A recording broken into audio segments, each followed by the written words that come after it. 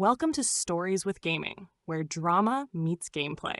From outrageous family secrets to quiet revenge, toxic friendships to moments of redemption, we cover it all, straight from Reddit's wildest threads.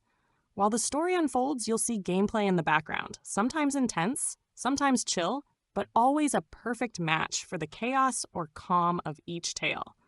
Don't forget to like, subscribe, and hit the bell for your daily update. I used to think you could fix anything if you worked hard enough. That commitment was the glue. That patience could bring people back. But some things don't break. They rot. Slowly, quietly, from the inside. I didn't see it all at once. It took years. It started the day David Rise walked back into our lives. But before that, there was us. I met Sabrina in college. She was 20, studying criminal justice, and already balancing a toddler on one hip and textbooks on the other. I was 21, buried in accounting, keeping my life straight with color-coded spreadsheets and 5-year plans. We weren't supposed to connect, but life doesn't care about plans. Sabrina had this worn-down but unbreakable kind of energy. She didn't ask for help. She didn't smile unless she meant it. I liked that. And Lila, her 2-year-old, was this quiet, observant little thing. You could feel her watching you before she spoke. First time we met, she stole my pen and tried to chew on it, then handed it back like she was testing me. I passed, I guess. Sabrina's parents were helping out back then, mostly her mom. They'd pick Lila up when Sabrina had class or a shift at the gas station. Her dad, a retired machinist, didn't say much, but he showed up with groceries and repaired everything in her tiny apartment. They were old school, tough love, high standards. But they loved their daughter and granddaughter fiercely. And they didn't hide their hatred for David, the man who got her pregnant at 18 and vanished before Lila's first birthday. David wasn't a mystery. He was a cautionary tale. Drugs, scams, half-baked dreams that never made it past the first puff of smoke. The kind of guy who could talk you into trusting him, then leave you empty and unsure whether the pain was your fault. Sabrina got out? Barely. And when I came along, her walls were already high. We started slow, study partners, coffee breaks. I'd walk her to class when she had Lila with her, hold the kid while she juggled folders. At some point, we stopped pretending it was just casual. By the time we graduated, I wasn't just her boyfriend. I was brushing Lila's hair before preschool and reading bedtime stories with voices that made her laugh so hard she couldn't breathe. I proposed when Lila was 4. She asked me if that meant I was her real dad now. I told her I already was. I adopted her 6 months later. We married in spring. A backyard wedding, tight budget, plenty of heart. Her parents were proud. Lila danced in a white dress like she owned the world. Sabrina cried so hard she couldn't read her vows. For a while, we were good, solid. We bought a modest townhouse. I started at a small accounting firm. Sabrina got a job dispatching for the sheriff's department. Nights were hard, passing shifts, half-finished conversations. But we made it work. We were partners. When she turned 30, we found out she was pregnant. Miles was born a few months later, quiet at first, then screaming like he'd realized how cold the world was. I cut the cord. Lila held him like she was already the big sister she'd always wanted. I thought, this was it. The dream, the life we built from nothing. Then David reappeared. One message, just wondering how you and Lila are doing. Sabrina said she ignored it, then admitted she replied, just to shut it down. I wanted to believe her. I did, but over the next year, things shifted. She started talking about David more. Just small comments at first. He says he's clean now, he's been reaching out a lot lately. Maybe he really has changed. I said nothing. But I started paying closer attention. Lila was 13 then. She'd never known David, not really. Just stories, photos, the occasional vague memory her grandma corrected. But now she was curious. And David? He knew exactly how to reel her in. Birthday cards, texts, then meetups, just lunch, just a visit, then weekends, then sleepovers. He knew how to charm a teenager. He didn't have to discipline. He didn't have to parent. He just had to show up and be cool. He gave her a new phone, bought her a necklace with his initials on it, took her shopping and let her wear things we would never allow. Suddenly, I was the guy enforcing curfew while he handed her bubble tea and let her skip school. He'd smirk at me during pickups. Make comments like, "She's got my fire, huh? You must be exhausted keeping up." Raising someone else's kid, not everyone's built for that. I'd bite my tongue so hard I tasted blood. Sabrina changed too. It was like having David back in orbit flicked some old switch. She started watching old shows they used to binge together, texting more, smiling at her phone. I'd ask her what was so funny. She'd just shrug. And while all that was happening, I was clinging to Miles. He was my anchor, my light, my little boy who still ran into my arms at the end of every workday and called me daddy like it was the most sacred word in the world. I started spending more time with him because slowly I was losing everything else. Family dinners turned into Lila texting at the table, Sabrina zoning out, just me and Miles asking each other about our day. I kept hoping they'd come back, that this was a phase, that Sabrina would see David for who he was, that Lila would remember who changed her diapers and taught her how to ride a bike, that the storm would pass. That's why I planned the trip. Japan, Sabrina's dream destination since college. I thought, one big reset, new scenery, no distractions. Maybe she'd remember. Maybe we all would. I spent months planning it. $16,000 from savings, flights, hotels, temple tours, a traditional ryokan, even a surprise birthday dinner in Kyoto. Lila would be 17. Sabrina would turn 35. I imagined us laughing under cherry blossoms. I told Lila first. She barely reacted. A week later, I got the text from her. Hey, just a heads up, we gave your spot to my real dad. He's more fun anyway. My real dad. I stared at my phone. Then I looked at the framed photo on my desk. Me, Sabrina, Lila, and Miles on a beach 2 summers ago. All of us smiling, whole. That photo felt like a lie now. I typed, got it. Then I started canceling. Flights, gone. Hotel, refunded. Tours, dismantled. Dinner reservations, erased like we were never meant to sit together. That night, I moved into the guest room. The next morning, I called my lawyer. I didn't scream, didn't beg, didn't throw accusations. I'd spent 5 years watching my family dissolve. I'd collected every passive-aggressive jab, every just lunch excuse, every side glance and locked phone and whispered memory of the man who'd abandoned them. But now I had leverage. Because in our state, infidelity forfeits assets. She could have her ex, but she wouldn't take my son, or my home, or the life I built from the ground up. I was done waiting for them to come back. The morning they left, the house was quieter than usual. Sabrina didn't say goodbye. Lila barely glanced up from her phone. Miles gave me a hug, tight and confused, like he knew something wasn't right but didn't have the words yet. And David? He was outside, behind the wheel of the Uber I paid for, grinning, aviators on, like this was his moment. I stood by the window, watching my family walk toward a man who'd only recently remembered they existed. Then I turned away. I didn't watch them pull out of the driveway. I had too much to do. Day 1. Calls, locks, and lawyers. My first stop was the attorney's office. Karen Go. Sharp, aggressive, and known for cutting deep in court. I'd already briefed her on everything. This wasn't our first conversation. I've got texts, photos, receipts, surveillance footage if we need it, I told her. I just want full custody of my son and what I'm entitled to under the law. Karen nodded, flipping through the file I handed over. With this much evidence and the infidelity clause in the state code, we'll bury her. I don't want to bury her, I said. I just want to end it. She smirked. Let me rephrase. You'll walk away with the house, majority custody, and control of the finances. She'll get visitation and maybe a car. Good. When I got home, I changed the locks. I'd already given Sabrina notice on the lease. I had every legal right. Her name wasn't on the title, just the mailbox. With a single click, I tripled the rent. She wouldn't be able to afford it when she came back. Not on her salary. Not after the legal fees she was about to rack up. I shut off her credit cards, too. Not out of spite. Out of necessity. Everything was in my name. If she wanted to act single, she could live like it. I sent one final email. When you return, we'll communicate only through legal counsel. Miles will remain with me. Lila is almost 18. I won't pursue support, but I will protect what's mine, Ethan. No threats, no begging, just truth. That night, I slept in my son's room. He wasn't there, but I needed to feel like some part of this house still loved me. Day 3, building my case. David couldn't help himself. His ego made it easy. Sabrina had posted photos on her private account. What she didn't realize was that I had access. I never used it, never needed to, until now. There they were. Her and David smiling under cherry blossoms, him holding Miles on his shoulders like he'd earned the right. Lila between them, eyes lit up like she was finally in the family she thought she wanted. But photos lie.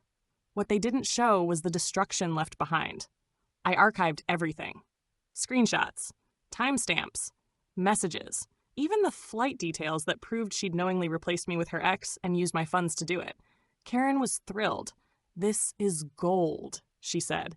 "A judge will see the pattern of infidelity, abandonment, and emotional manipulation. If she tries to fight for assets, we'll drag every one of these images into court." "Let's not start a war," I said. She grinned. "You already won it. Now we're just documenting the wreckage." Day 5. Miles calls. I didn't expect it. My phone buzzed around 11 p.m. Unknown number. International. I answered. "Daddy?" Miles, his voice was soft, tired. I could hear chaos in the background. Lila yelling about Wi-Fi, David laughing too loud, Sabrina snapping at someone in Japanese. "Hey, buddy, you okay?" "I miss you." My throat tightened. "I miss you too. Mommy said you couldn't come because you don't like fun." "I love fun. I just love you more." He didn't reply. But I heard his breath catch. "Then, can I come home now?" I closed my eyes. My heart shattered and reset itself in the same beat. "Soon," I whispered. "I promise." Day 7. They return. They landed at LAX just after midnight. I didn't go to the airport. David dropped them off at the old house. Sabrina tried her key. It didn't work. Lila tried hers. Same. After 5 minutes of fumbling and swearing, she called the number she didn't know I had blocked. Then she tried to use her debit card at the gas station down the block. Declined. She tried her backup card. Declined. She stormed back to the car. Lila rolled her eyes and muttered something about always being dramatic. David tried to calm them down, but he didn't have a key, a place to stay, or any actual solutions. And that was just the beginning. Day 10. The summons. The court summons hit 2 days later. Certified mail. Sabrina opened it in her parents' driveway. She was living there now, with Lila. Her mother took it silently. Her father just shook his head and went back inside. The next day, she showed up at my office. Security called ahead. I told them not to let her in. Later, she texted, "Are you serious? After everything I gave you?" I didn't respond. She tried again. "This isn't what I wanted." Still no reply. Then the classic. "You're ruining our family. David didn't ask for this." No, but he orchestrated it, and she let him. Day 14. Lila turns 18. No child support. No custody battles. Just silence. She hadn't spoken to me since the trip. She didn't even call Miles on his birthday. I thought that would hurt more, but by now I'd accepted it. The truth is, I lost her a long time ago. I just didn't want to believe it. Day 17. Miles comes home. The judge granted emergency temporary custody. Sabrina didn't contest it, not because she agreed, but because she didn't show up. Miles ran into my arms the second he saw me, buried his face in my chest and said, "I didn't like it there. It felt fake." I didn't ask what that meant. I just held him tighter. Day 25, a new normal. The house was quieter now, but cleaner, calmer. Miles and I made a new routine. I started cooking more. Packed his lunches with little notes. We planted herbs in the backyard. He asked me if we could get a dog. We did. A mutt from the shelter named Whiskey. Because life needed a little irony.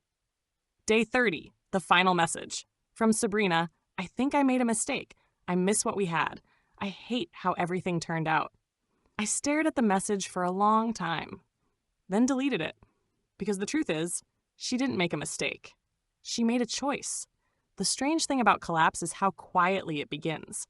A single crack, one missed call, a late bill, a door left unopened too long. And before you know it, the house you built has sunk into the earth. When Sabrina and Lila moved back into her parents' house, I thought maybe, just maybe, they'd use the time to reflect, heal, face what they'd broken. But some people don't self-correct. Some people double down. It didn't take long for the cracks to show. The trip high wore off fast. David didn't have a stable job. He couldn't provide structure. No more big gifts, no more travel plans. No fun dad energy when real life showed up. Lila started skipping class. Then she stopped going altogether.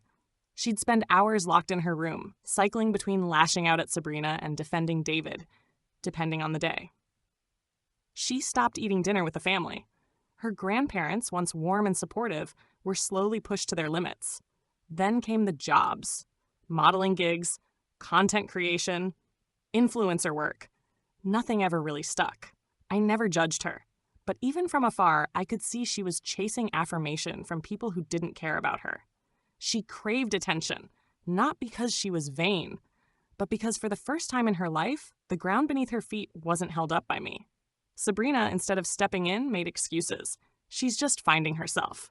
She's expressing who she is. She's finally free to be who she wants to be. What Lila needed was boundaries. What she got was chaos. And then it got worse. There were whispers around town. A local cafe owner told me Lila had tried to use a fake card. Someone else said she was seen getting into a car late at night with people who didn't live anywhere near her neighborhood. I said nothing. I wasn't her legal guardian anymore. I wasn't legally anything anymore. But God, it hurt. Meanwhile, Miles and I were rebuilding. Our days were quiet but full. School drop-offs, dinner on the porch, homework help, bedtime stories, and early Saturday walks with our dog, Whiskey. He was still processing everything in his own way. Sometimes he asked about Lila. I told him the truth without the venom. She's going through something, but we still love her. He asked about his mom less and less. He called me his forever dad once. I cried in the laundry room afterward. Sabrina didn't take the divorce well. At first, she ignored it, didn't file responses, didn't show up to court. Her lawyer withdrew after repeated missed appointments. Then the anger came. Emails, texts, voicemails, accusations that I had turned Miles against her, that I had poisoned everything, that I had used the system to trap her. But the truth was, she'd set the fire. I just didn't put it out for her. One afternoon, she showed up at Lila's old school, drunk or something like it, demanding to see her son. Security was called. She left before the cops arrived. Her parents intervened, took her phone, tried to get her into counseling. She refused. Then, the unthinkable.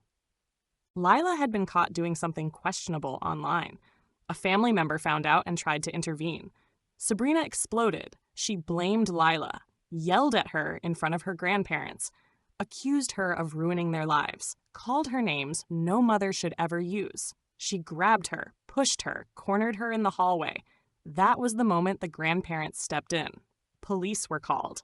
Sabrina was arrested for domestic battery and elder intimidation when she tried to take money from her father's safe while yelling that it was owed to her. Lila was the one who pressed charges. That night, I got a text from Lila. I was wrong. No context. No follow-up. I stared at the screen for a long time, then replied, "You're not lost. You can always come back." She didn't reply. But a week later, Miles got a letter in the mail.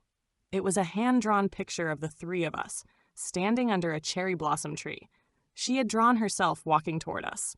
With Sabrina now facing misdemeanor charges and a court-ordered mental health evaluation, the final divorce hearing was uneventful. I got the house. Full custody of Miles. No spousal support. No child support. Lila had aged out. The judge reviewed the evidence and shook his head. "You handled this with grace, Mr. Walker. More than most would have." I nodded, but didn't respond. There wasn't pride in winning, just peace. We don't talk about Sabrina much. She's currently living in a halfway house. Last I heard, she was still blaming David, still saying he used her, still telling anyone who'd listen that she was tricked. Maybe she was. Maybe she just never learned how to be accountable. Her parents still see Miles. They're better with him than they ever were with her. Lila? She's working part-time at a bookstore now. Started community college. Sometimes she stops by to see Miles. They color together, play board games. She rarely makes eye contact with me, but she always says thank you before she leaves. One time, she asked if I ever hated her. I said no, but I did miss you. Every single day. She cried, not loudly. Just one of those quiet sobs people do when they're finally tired of pretending. We sat in silence for a long time, and for the first time in years, it felt like something healing, not breaking. I used to think that peace was something you arrived at, like a finish line. I don't believe that anymore. Now I think peace is something you choose every day, like brushing your teeth, like turning down the volume on a room that used to be too loud. It's quieter now, but the quiet doesn't scare me anymore. These days, mornings start slow. Miles wakes up before me most days. He sits at the kitchen counter drawing aliens or rocket ships, waiting for his toast to pop. Whiskey, our rescue dog, is always curled around his feet like a sentry. Sometimes I just stand in the hallway watching them, this little boy, this tiny life I get to protect, and think, God, I almost lost all of this. We walk to school together. He tells me his dreams. He asks big questions now, questions about people and hurt and choices. I don't lie to him, but I keep it simple. People don't always know how to take care of their hearts, I told him once. He nodded like he understood. Is that why Mommy left? He asked. I took a breath. That's part of it. He didn't ask again. Lila started writing. Real letters. Not texts. Not emails. Letters with smudged ink and crossed out lines. She sends one every month. Some are just updates. School, part-time job, the cat she adopted named Tuna. Others are confessions. She told me once she never really liked David's laugh. That she felt trapped the moment the trip ended. That she didn't know how to come back after hurting me. I don't push her. Sometimes she visits. She sits with Miles, teaches him card tricks, helps him with homework. He still calls her sis, like nothing ever broke between them. Between us, it's different, but better than I expected. Last Christmas, she handed me a folded piece of paper. A drawing again, this time of our family as we are now. Her standing a little off to the side, like she knew she didn't fully belong, but wanted to. She whispered, "Thank you for not giving up on me." I whispered back, "I never did." I don't hear from her. Last I heard, she'd moved out of the halfway house and into a shared apartment across the city. She's not with David. That didn't last. He bailed as soon as her life stopped being fun again. No surprise there. She reached out once through her lawyer, asked if I'd be open to supervised visitation. I said yes, on one condition. She had to write Miles a letter first. Just a letter. No legalese. No blaming. Just something real. Something kind. That was 6 months ago. We haven't received anything. I hope she's healing. I really do. Not for me. Not even for Miles, but for herself. Because there was a version of her once that fought for everything she loved. I remember that woman. I married her, and maybe one day she'll find her way back to that self. The house is full again. Not loud, but alive. We cook together. Read books before bed. Miles has a loft bed now, covered in glow-in-the-dark stars and scribbled dreams. On weekends, we drive out to the lake, sometimes just to sit. Sometimes to skip stones and pretend the world is a little smaller than it really is. My job is steady. My friends came back. People who distanced themselves during the storm slowly reached out, quietly apologized, reappeared. The world didn't end. It just changed. I still think about what I lost. A marriage. A daughter, for a while. Years of trying to hold a foundation together while the roof caved in. But grief taught me something. It taught me that sometimes the person who tears your life apart is also the person you once would have died for. And that loving someone doesn't always mean staying. It means knowing when to let go, so something better can breathe. This spring, we visited the botanical gardens. Miles had been begging to go. He wanted to see the cherry blossoms. They look like cotton candy, he said, twirling under the trees, arms wide, eyes closed. I stood under the petals, breathing in the stillness, and thought this was supposed to be where everything fell apart. Instead, it's where we rebuilt. Maybe we didn't need Japan after all. We just needed truth and a way home. Thank you for listening. If you enjoyed, please like, share, and subscribe for more content. If you want to share your stories, please comment below. Additionally, what is your opinion on the poster's decision?